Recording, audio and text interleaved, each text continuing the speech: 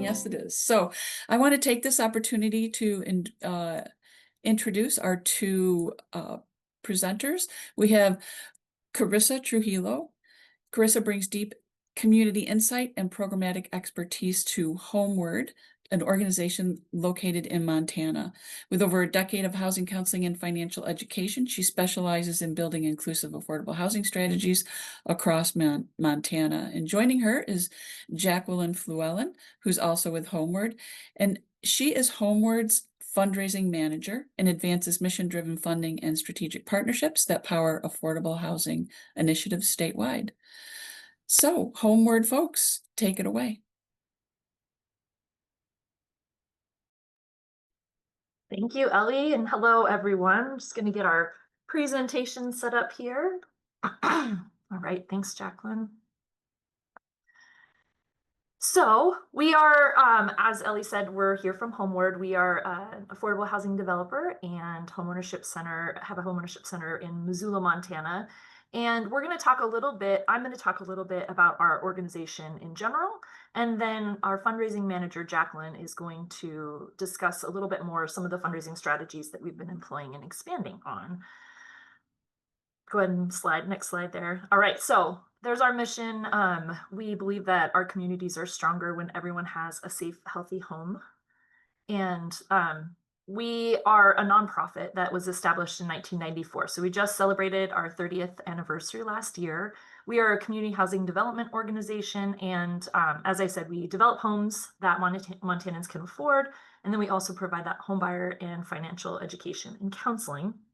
And I know that there are other housing counseling agencies that have sort of this dichotomy, but I'm going to talk a little bit more about that and how our funding has been traditionally, and then why we sort of have been shifting to a different focus with fundraising. So here's our organizational chart, and we sort of have two sides of the house is how we discuss it. So we have the assets and development side, our project side, and so we have a project development director that oversees some project managers. And then once the properties are built, then they go into owned assets that we then own and hire out to manage with a third-party property management company.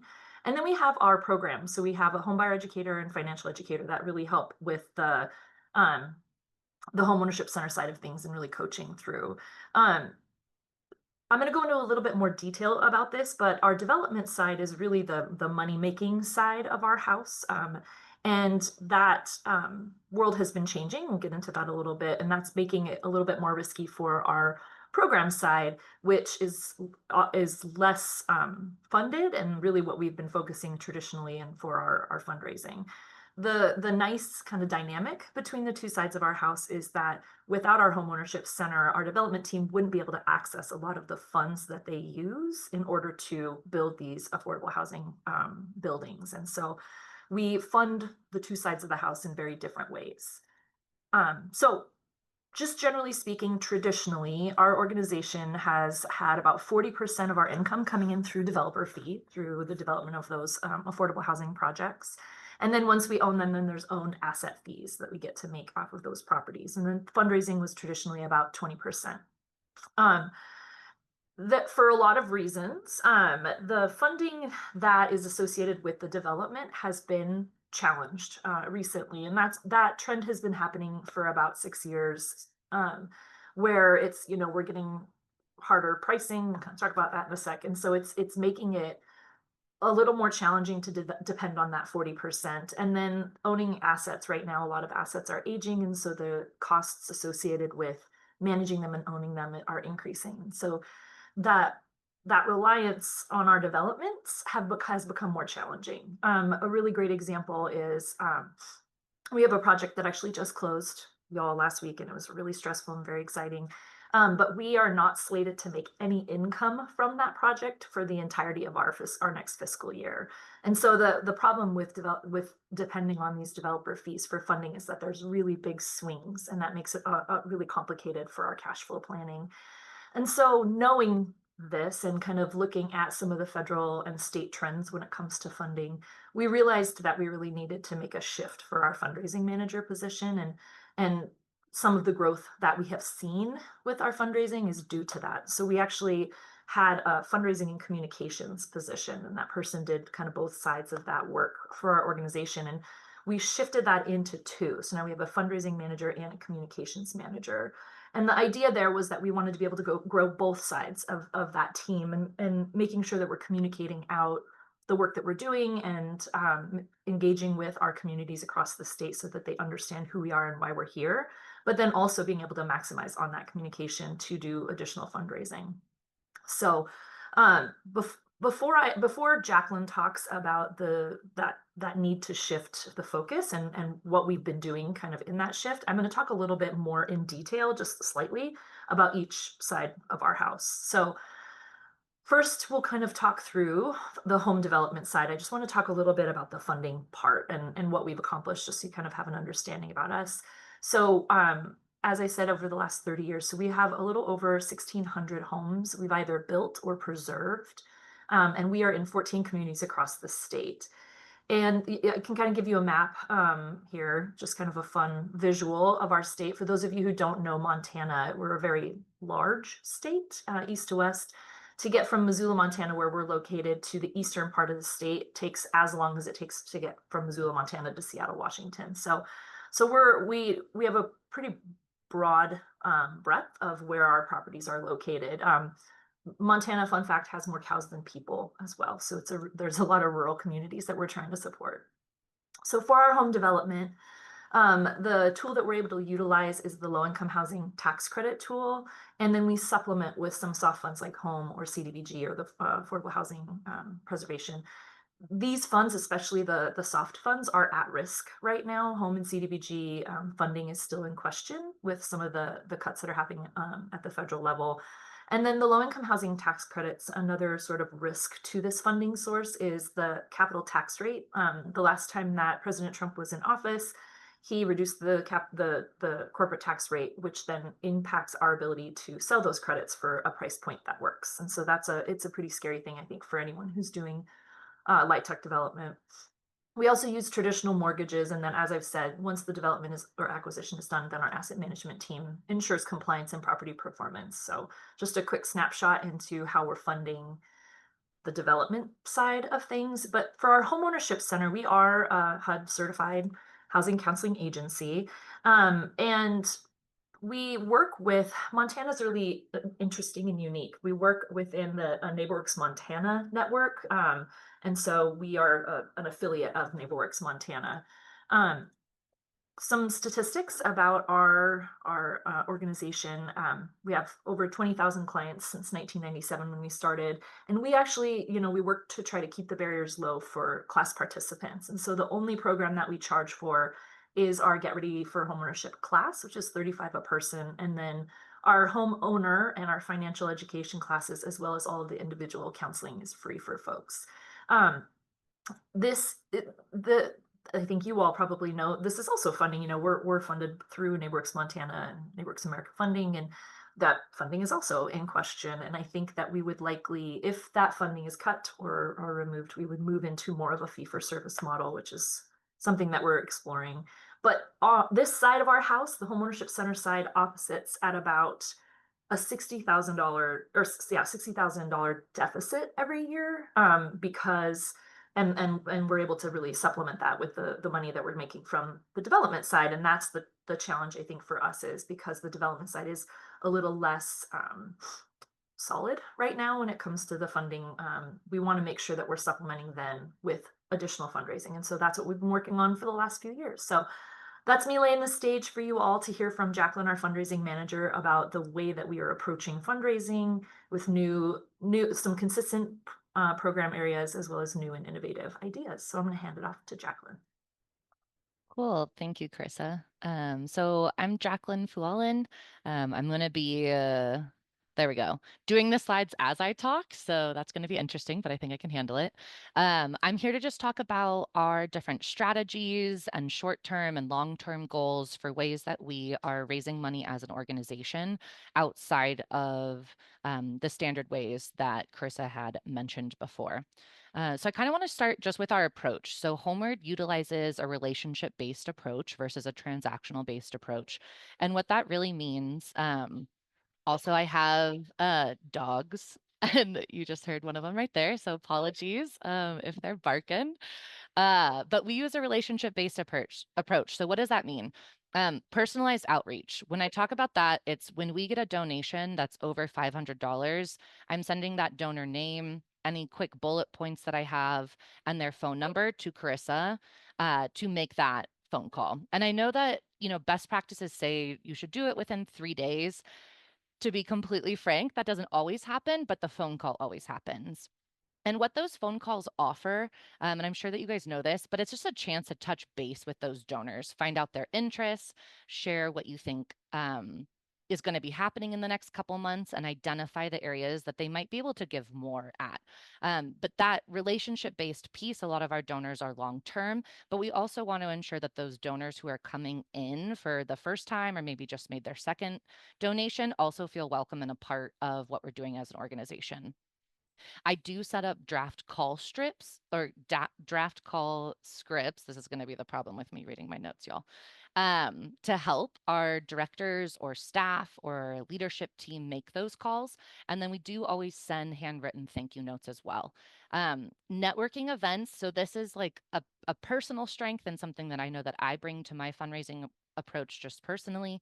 I utilize networking events. I go to other people's events, and that is a chance for me to have that FaceTime with donors or banks or sponsors that isn't necessarily always about asking money.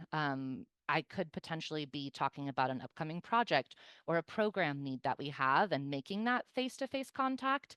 But it's just a really, really good chance to kind of connect with the people who are already in the network, who you're hopefully already asking money from. And if you're not, then those people that you're having those interactions with during those networking events are definitely people that you can be asking money for in the following days. And again, I already kind of mentioned this, but those thank you calls, notes, and emails do go a really, really long way. And the biggest piece of our approach too is who are our partners and what can our new partners look like? So who does our legal, our HR, our accounting, our banking? These are the individuals and the organizations that I am asking first for money. And so I think that's really important to remember through your fundraising approach is that you already have, your staff and your board already have so many existing partnerships and relationships, and those are the ones that you want to tackle first. And I'll talk a little bit more and give some specific examples as we go along as well. But I want to start here, the Community Reinvestment Act. If you take one thing away from this webinar in terms of fundraising, I really hope that this is it. The Community Reinvestment Act was passed in 1977 by the federal government. And what it does is it requires banking institutions to invest or reinvest in low to moderate income communities in their regional area. And there are so many different ways that they can do that. But it's important to note that these banks are actually evaluated on this every few years.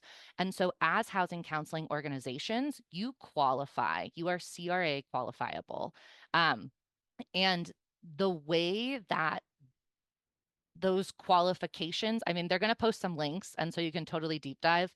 There are like multi-pages that you can read, but I'm just going to highlight a couple here. If you are an organization that works on community development for affordable housing, so you house people between 30 and 80% AMI, you qualify.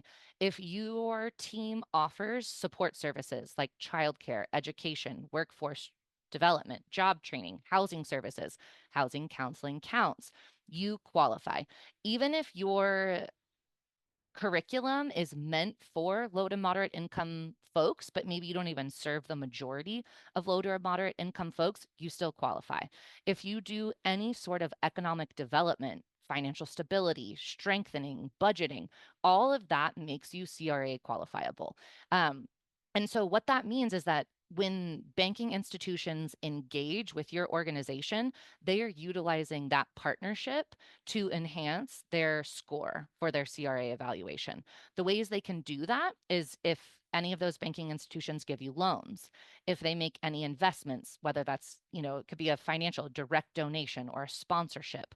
If you have any partnerships with them, if you do a volunteer day, if you have any board members or advisory board members who volunteer and help you, that is all underneath the CRA qualifications.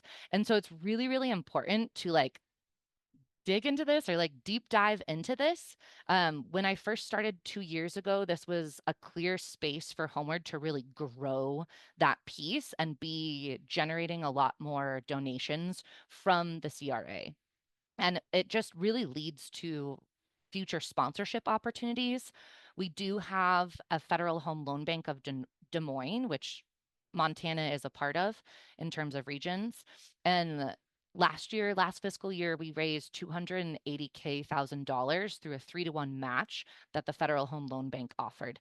The way that we did that is we had existing partnerships who were already using our organization and their donations or their volunteers or their loans for their evaluation. And so when this 3-to-1 match came up, it created even more nuance and more interest that they had in investing that money with us. And so, I think if you don't already have banking relationships, start with who you bank with. Do your board members have any connections? But this CRA piece is important. And I'm going to give you an example of why and how we do this. So we have a few different forms of sponsorship, and this is the first page. This is an example of one of our sponsorship menus. So this is specifically for our home ownership center, and this would be a 2-page document that I am sending out to those banks that I know are CRA qualifiable. I do just want to point out a couple things. So we do have a communications manager who put this together and she really highlights a couple key pieces. So she starts with how many classes we have, how many volunteer presenters, how many class participants we have, our social media following, our website page views, and our newsletter subscribers. And it's just a really quick glance into what we as an organization can offer to their partnership. And it's key. And then below that, you're going to see the different levels, from 500 to 10K, and then these opportunities. And what these opportunities are, and I made a note about this, but it's how do you make it mutually beneficial for the individuals who are sponsoring your event or sponsoring your counseling? And don't don't put something on these opportunities that you're not already doing. Don't make more work for yourself. Think about the things that you already do, like a newsletter or a blog. Maybe you have a rotating banner on your website that you can add their logo into. Think about the things that your team is already doing and how you can amplify the organization that is sponsoring you through your routes that you already have set in stone, and it's a part of your process. And, I will kind of mention here at those networking events, and as you talk to your board members, you talk to these banks, this is a really good place too to get feedback and ask your potential sponsors about what they are interested in and what is the most effective thing that they could benefit from in the partnership. If you have a ticketed event, this is a great time to offer them a table for their team so that they end up bringing their employees who become potential donors or potential class volunteers. And I think that, one thing within the housing counseling world, realtors love free marketing. So one of the successes and things that we've seen our sponsors be really excited about, and specifically with realtors, is banners at events. Or if we can they can have a table or free swag that we include that has their realtory, I can never say that word, realtory, have their their organizational swag included. It's like jewelry for me, both of those words. And so this is the backside. And I really want to highlight here again what our communications manager put together is our impact section.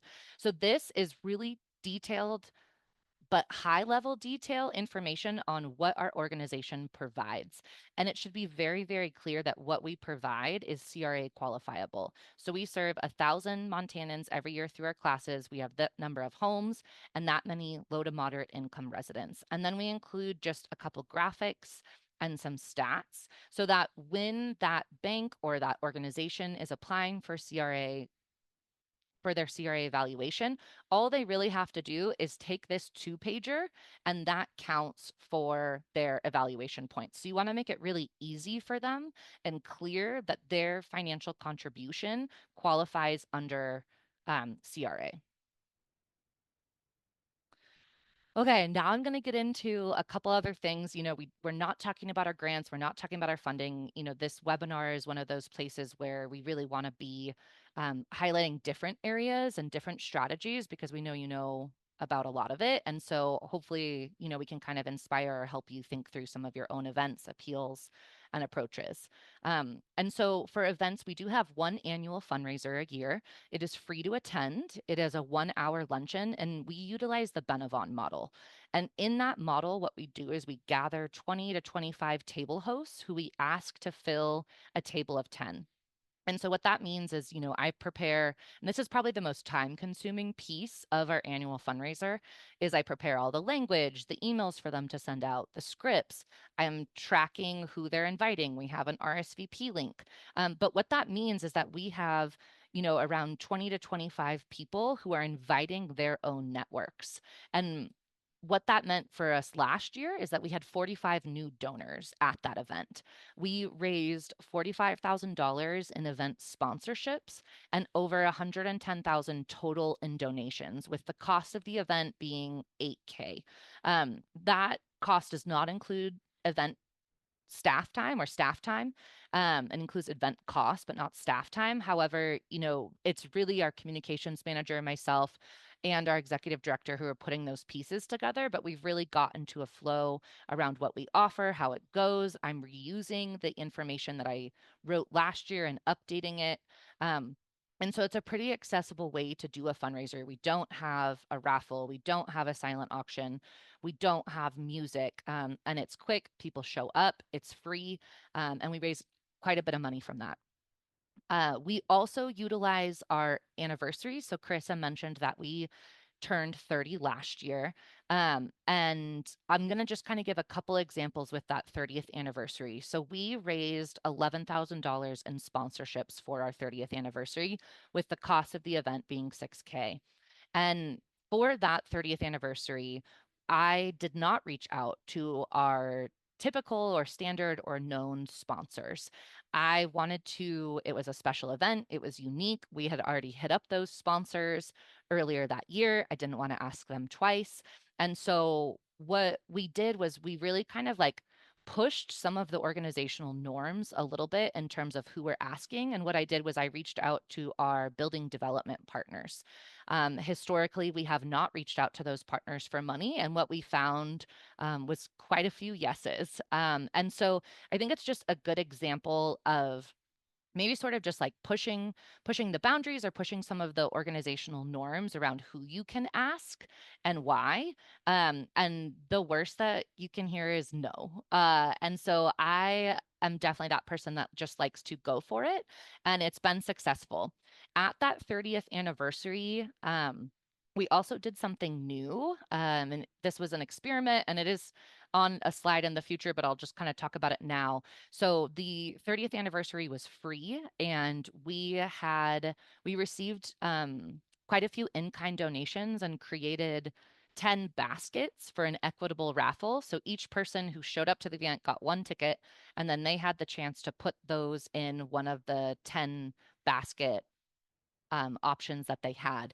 And it generated just a ton of conversation. It was really cool. It didn't matter how much money you had. It was accessible for our residents, which was key. We wanted the event to be free. We wanted there to be free food, and everyone got to enter the raffle once. And with it being free and with everyone getting a raffle ticket, my question is okay, how are we going to raise money from this event beyond just the sponsorships? And so what we did is at our welcome table, every single person who checked in, whether they had RSVP'd or not, was asked if they were interested in putting Homeward in their legacy giving plan. And we tracked who said yes. I followed up with them. And the goal was to get 30 commitments from people to say, yes, I'd like to put Homeward in my estate plan. And we got that. And so it was about like that money in the planned giving world. We don't know how much it's going to be. We don't know when it's going to be deposited towards us. We don't know what changes will happen in terms of families or circumstances. However, what it means is that it is almost kind of like this, it's going to be like surprise funding that we receive that could potentially be really quite large. And so in terms of those sustainability pieces, if someone were to pass 5 or 10 years down the line, I may not even be at this position or even with the organization, right? Hopefully I am, because I would be super curious to know how much, right? And to who, and to be able to thank that family.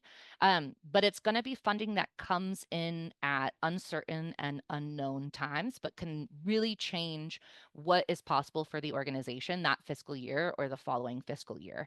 And so starting to explore those different kind of options, I think, is key. And in terms of appeals, oh, oops, I just used my little mouse, but I'm going to go back. I'm not going to do that again. So in terms of appeals, we have a pretty set amount of appeals. So our end of the year appeal, our end of the year process, is the largest one that we have. And our communications manager really does a ton of work on this, not only in the 3 months that the end of the year campaign is running, but in the months prior. So she's gathering stories, she's taking photos, she's starting to frame sort of the theme of our annual report. And the goal is for that to go out to all of our donors from the past 2 years and all of our partners and legislative partners as well.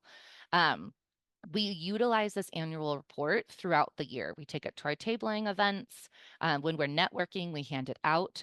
And what it does is it just summarizes, right? I mean, you guys all know what an annual report is. It summarizes what we did and our successes, but it's super visually appealing, and it's deep, and it's story-based. And once our donors receive that annual report, a little bit after that, they receive gratitude cards. And I have an example of what the gratitude card looks like on the next slide. But this process is probably the most time-consuming piece for me, because I'm organizing all of our donors and asking for a personalized note from either a staff member or a board member. And those personalized notes go a super, super long way with our donors. We hear it all the time. They love getting the gratitude card and the personalized note, and we raise a ton of money through sending these out.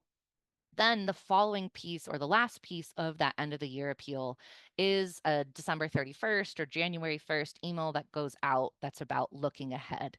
And so usually, Carissa, our executive director, sort of writes that. Our communication manager fine tunes it. And we talk about our goals and where we're at and where we want to be. And we generate quite a bit of money from that final email campaign as well. And then I just want to mention Missoula Gives. If you have any local giving days, those are always good to be a part of. I might be a little biased here. On local giving days, it feels like we're competing with every other nonprofit in the city, which we kind of are. And so, just to be totally honest with you, I don't pour a ton of time into this piece. But maybe your giving days look different, and maybe there are other opportunities that are locally based that you can be engaging with to maximize revenue. And this is an example of our gratitude card. So it opens, just like a card would. And it has the photos from our annual report and our highlighted story. It's pretty quick, it's pretty simple. We segment this, so donors versus partners. This year, I'd like to segment it a little bit further if we can. Segmentation is always a great thing if you have time. So no judgment here if you're not segmenting. It can be quite time consuming, and your data needs to be super accurate, which I think has been the most challenging piece for me. But this is an example. And then in that open white space at the bottom, they receive a handwritten note from a staff member or board member who knows them personally, and it goes a long way. And I do believe that our annual report, the virtual annual report, is going to be posted in the chat. So you're welcome to take a look at our annual report. I don't want to like brag too much, but really it's just props to our communications manager, who, we hear quite often that our annual report, at least in Missoula, is used as an example for other nonprofits. And so I hope you find that useful with your team. And then, kind of the last slide that I'm going to be going over is experiments. Fundraising for me and for our organization is about trying new things. Sometimes they work, sometimes they don't. As a pretty competitive person, I like to win. And so, that can be hard when you don't quite meet your goals. However, it's really important to try new things. And so I just kind of want to highlight some of the things that we're looking into short term and long term to grow our fundraising base beyond what it currently is, just due to what Carissa mentioned in terms of federal funding freezes and unknowns and uncertainties and cost of materials and cost of property management. All of those costs are rising and some of those funding sources are unknown. So what else can we do to supplement our organizational wealth? And so the first one is a donor wealth screen. This is a brand new program that we added into our CRM this year. It is $1,800 total a year.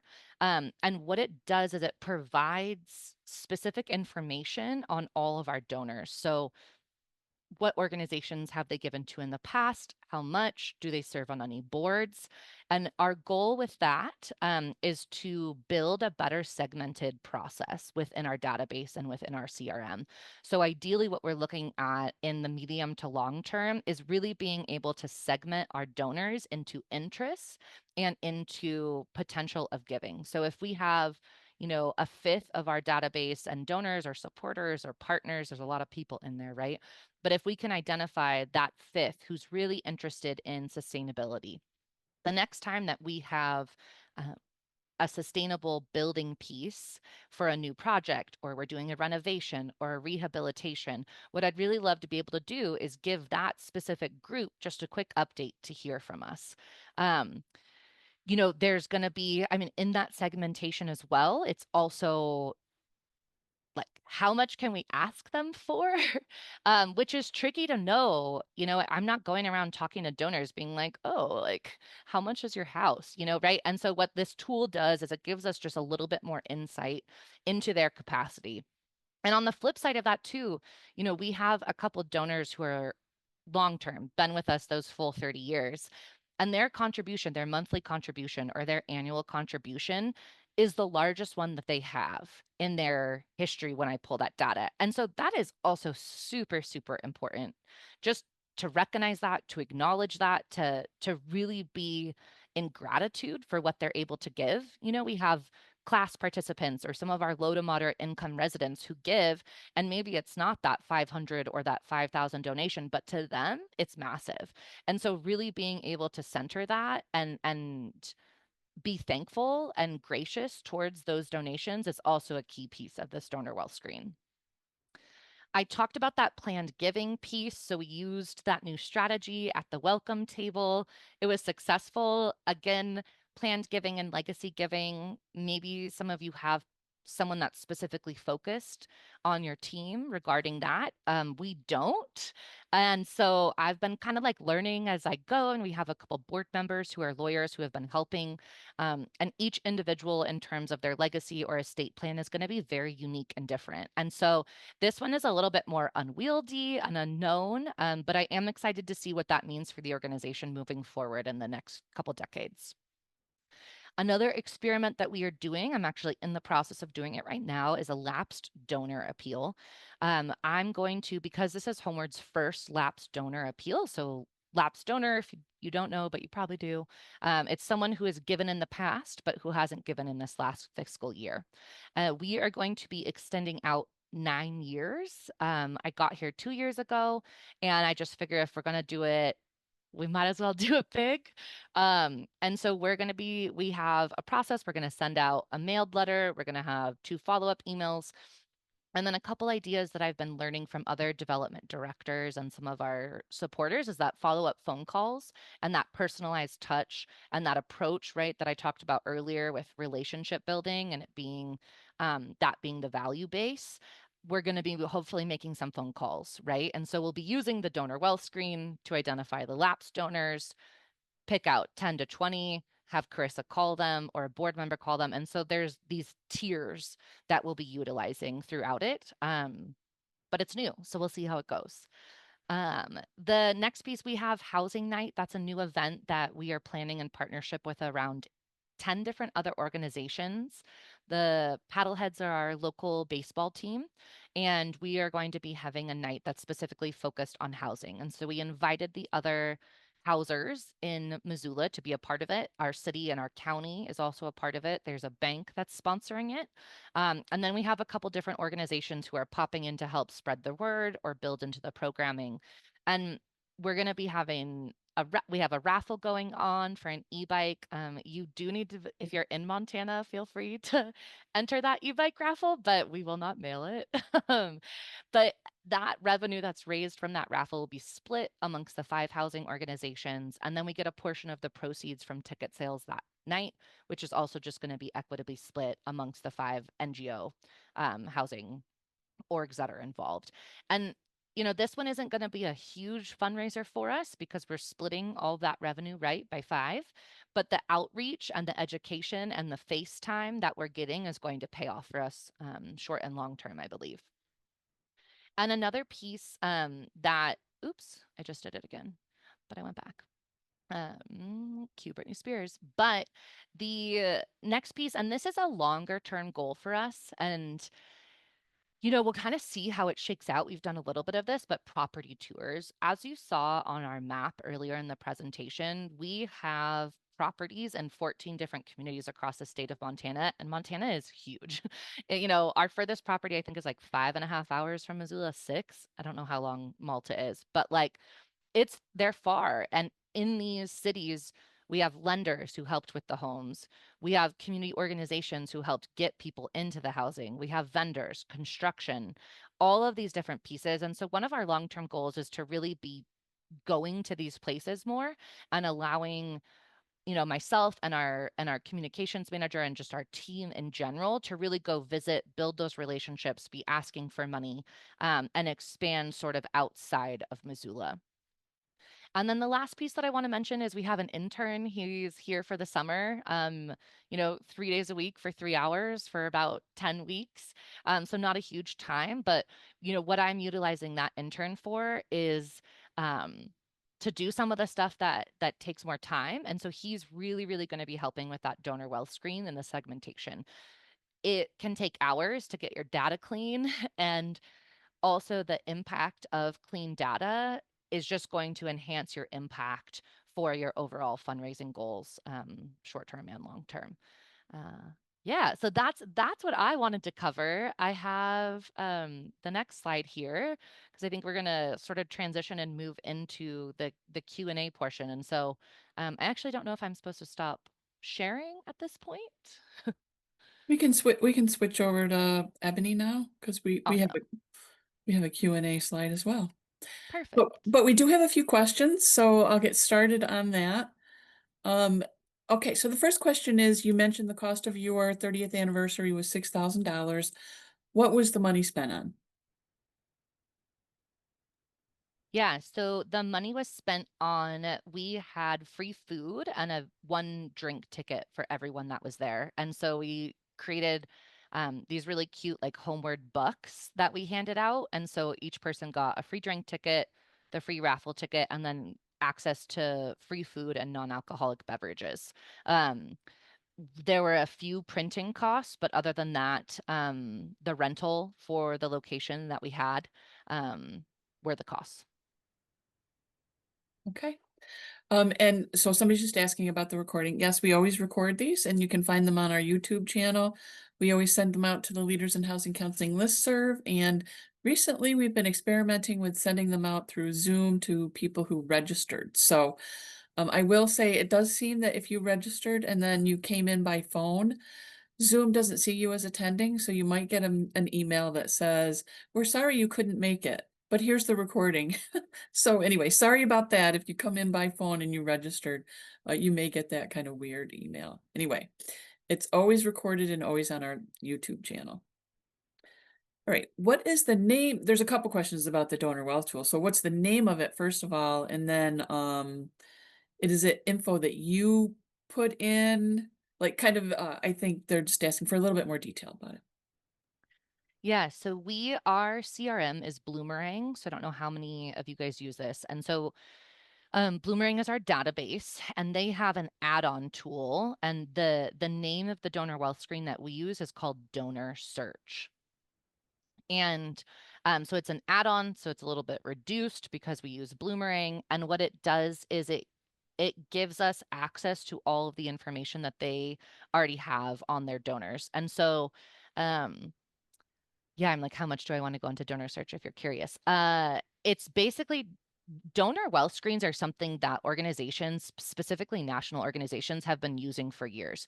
So they have been pulling data on donors through publicly available information. So when you have an annual report that has this donor gave at 5,000 between 10,000, they're pulling all of that information for their platform. Also, 990s are another place that they're pulling information from. And so it's publicly available information that as a fundraiser, I'm Googling on my own anyway. When I have a new donor or someone that I'm interested in, I'm trying to be an internet sleuth. I feel like I want to know where they work. I want to know if they've done any interviews, or do they serve on any boards? Who have they given to? And so what this donor search tool does, and not, I mean, nothing's perfect. I've looked up myself and been like, oh, you don't have all the data on me, right? But some of that might not be publicly available.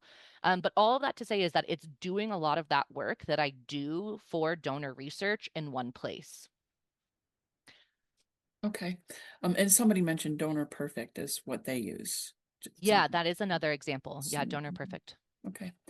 So I don't see any more questions in here. So people, if you have questions, please keep popping them in. But I'm gonna take the facilitator right to ask questions myself. And you may have talked about this a little bit, but I'm wondering if either of you, Carissa or Jacqueline, can talk with us about, first of all, how did you decide that it was worth it to spend the money to hire a fundraising person? And then how do you continue to fund that fundraising person?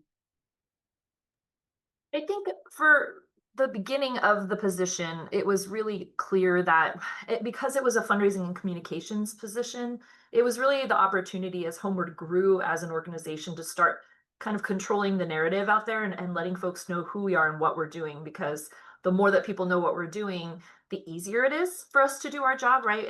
We're building affordable housing in communities that may or may not understand the value, and dealing with NIMBYism, et cetera, as a stranger coming into a community, an unknown entity, is a lot harder. It's harder for our development, it's harder for our residents. And so ensuring that folks understood us as a housing developer was really important in controlling that message. But also on our homeownership center side, we wanted people to take our classes, right? And so making sure that we were marketing ourselves through the communications part of that position was really critical to spread the word about our organization. And fundraising and communications, especially for a smaller organization, really go hand in hand. And so, the communication could help spur the fundraising conversations, or fundraising conversations could help guide the way we communicate. And so I think Homeward saw in our growth opportunity a real need to kind of control that and be really intentional about the messaging around the work that we were doing.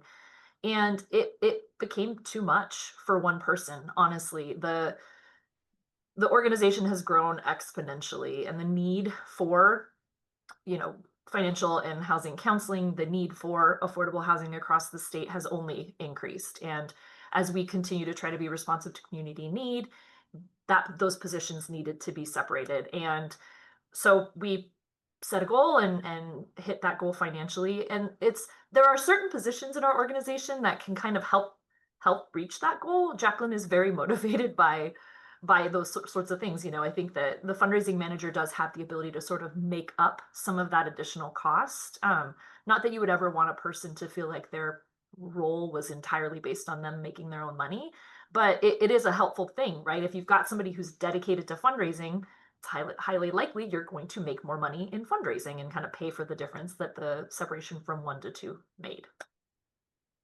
Anything to add, Jack?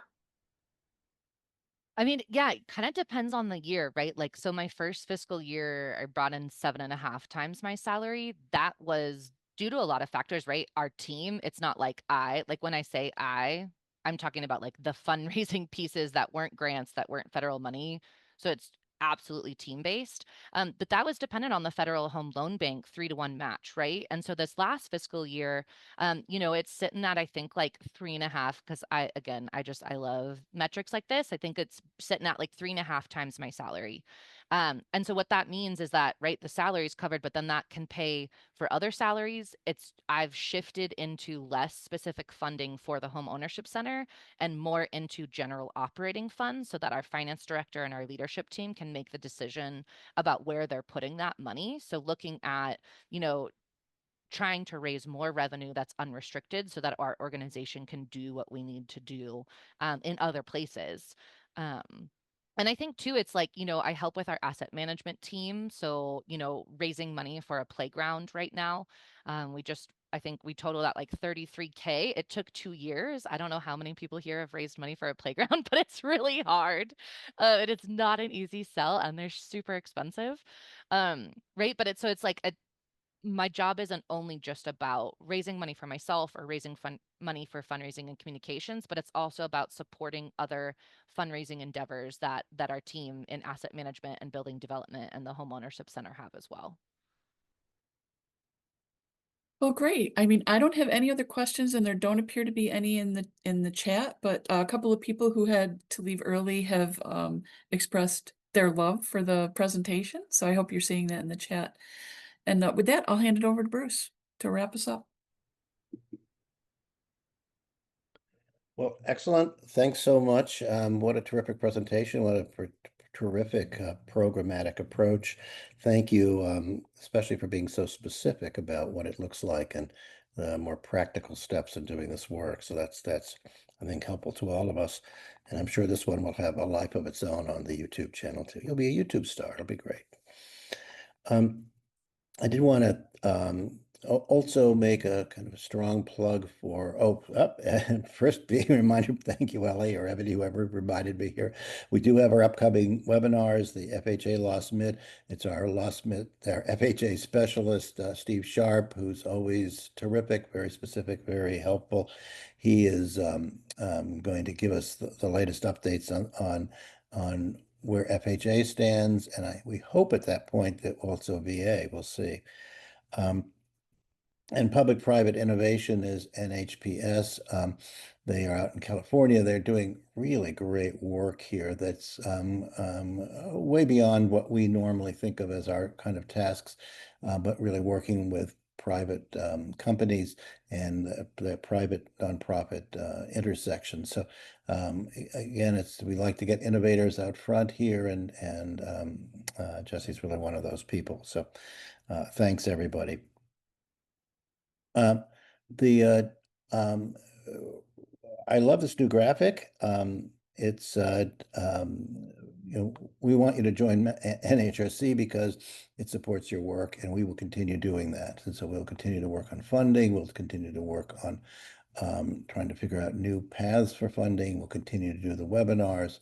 We'll continue to advocate in Congress. And, with the new administration, we're meeting with HUD next week, 2 weeks. But, we do want to have kind of a positive role on the national side. And really working with local groups to move things through as well, and our work in Congress. So all those things are important. We do want to elevate what you're doing and connect you with opportunities in the field. I think in a long time, when we first started NHRC, housing counseling wasn't really part of the policy conversation. It's been a part of the policy conversation literally since the Obama era, where we really had lots of breakthroughs. We'll continue doing all that good work. There are some benefits, as Ellie walked through, or Ebony walked through. The credit reports, the difference is the core logic credit report is the traditional one groups often use, with whatever their new name is, Totality, I think. It's the same report as the lender, The CRS one is a consumer credit report. And the consumer actually walks away with it, so it's all helpful. But they're also, I think they have some minimum requirements, so it's for higher volume operations, that's their best opportunity. And we've talked about the Savvy and student debt solutions models. They both are presented in front of us, and Savvy's often a regular on our program. And a few weeks ago, they were just on doing really helpful information on all this. And Instrumental, we've used ourselves as a way to identify funding opportunities in both local and national markets. And the Money Habitudes is popular among counselors, and I think they presented at our last national conference, and were very well received. But join NHRC. You can connect on our website, and it's $500 for smaller organizations, or the scale goes up if you have larger budgets. And this is a critical part of our national budget. So we'll continue doing the work, and we hope that you'll help support it. We know you'll do the work in the field, and we do want to elevate what you're doing as well. So with that note, I want to thank everybody for coming, and always, here's the email address.